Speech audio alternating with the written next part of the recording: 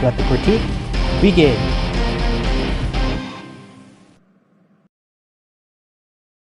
The 1960s were an important era in the film industry because that was when a certain trend changed the way we look at films today.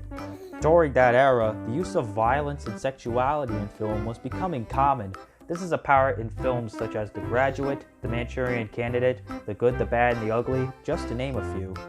Then in November 1968, the Motion Picture Association of America established the rating board, which is still in use today.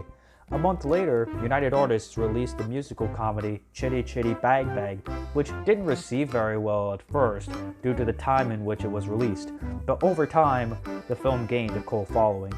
The film turns Dick Van Dyke into a widowed inventor with 2 children. This is the Potts family. Mr. Potts purchases an old race car that has been out of the running for years. He fixes it up so he and his children can ride around in it. He names the car Chitty Chitty Bang Bang because of the noise it makes, and also they have a fun time with a woman named Truly Scrumptious, which I find a nice and clever name for a character that makes you think Mr. Potts might have something going for him since his character is portrayed as a widower. The characters then find out that the car can float in the water and can even act as a flying machine. This catches the attention of the Baron of the fictional country Bulgaria, who wants to steal it for himself. It's definitely got a lot going for it, and it makes me wonder why this film was not very popular. If I was a parent back in 1968 and I saw a poster for this movie, I would make it a perfect opportunity to take my children to the theater to see it.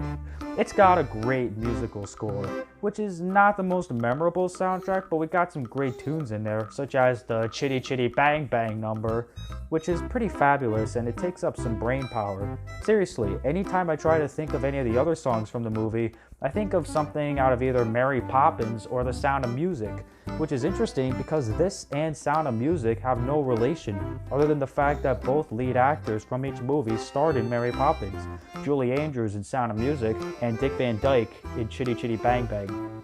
Not to mention, the songs in this film were made by Robert B. Sherman and Richard M. Sherman, who also wrote the songs for Mary Poppins, which is why the music has that Mary Poppins feel to it. Of course, it's not one of the greatest musical films out there, but it has a charm that makes it stand out, especially for a film released in the era it was released in. It has charming characters, an interesting story, and truly defined songs that could stick to you through multiple viewings. Also, Dick Van Dyke is one of the main selling points for this film. There's almost no way you could go wrong.